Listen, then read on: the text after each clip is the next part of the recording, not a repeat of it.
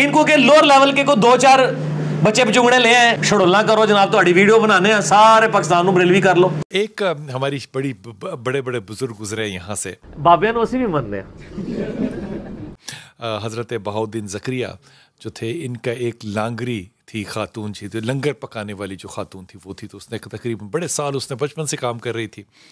تو جب اس کی شادی وادی ہو گئی تو وہ ایک دن بابا جی کے پاس گئی اور اس نے بابا جی سے کہا کہ بابا جی بابا جی بابا جی بابا جی بڑے سال ہو گئے شادی کو, تو آپ دعا کریں کہ اللہ مجھے اولاد عطا کرے. کہتا پھر ٹھیک ہے. تو آپ نے نگاہ بند کی اور توجہ فرمائی اور اس کے بعد کہا کہ لوح محفوظ پہ میں تیری کوئی اولاد نہیں دیکھ رہا. یہ کیسے ہو سکتا ہے؟ اب یہ بات جو ہے یہ کہنے بزرگوں کے ویسے مزاج کے بھی مطابق نہیں ہے. بزرگ اگر کوئی ایسی بات بھی کہتے ہیں تو وہ بڑے طریقے سے بڑے انداز سے کہتے ہیں کہ پیراں دے ہاتھ ہوندے نا مریداں پیچھے, دل جو ہے وہ نہ خراب ہو. کہا میں لوح محفوظ پہ تیری کوئی اولاد نہیں دیکھ رہا. بڑی صاف کی وہ بڑی روتی ہوئی وہ باہر آئی. باہر حضرت ان کے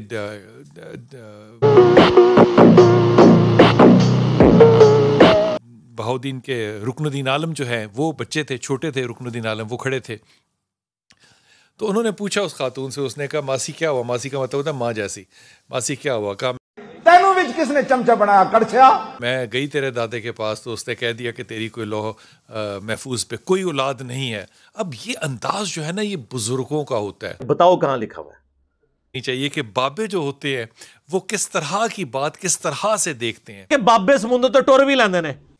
تو رکن الدین نے کہا کہ اچھا پھر جاؤ اور انہیں کہو کہ اگر لوح قلم لوح محفوظ میں میری اولاد ہوتی, میرے مقدر میں لکھی ہوتی, تو بابا جی آپ کے پاس میں دعا کے لیے کیوں آتی؟ وہ عورت پاگل ہو گئی.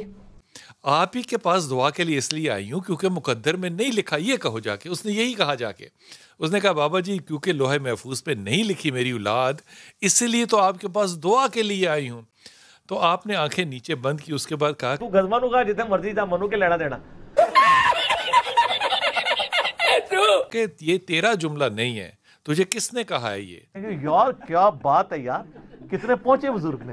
تو انہوں نے کہا کہ ایک باہر بچہ ہے اس سے میں سن کے آئی ہوں. انہوں نے حضرت رکن الدین کا نام نہیں لیا کیونکہ اس نے وعدہ کیا تھا کہ میں آپ کا نام دادا کو نہیں بتاؤں گی. کہ مرید کیدا سی طرف پیو دا سی.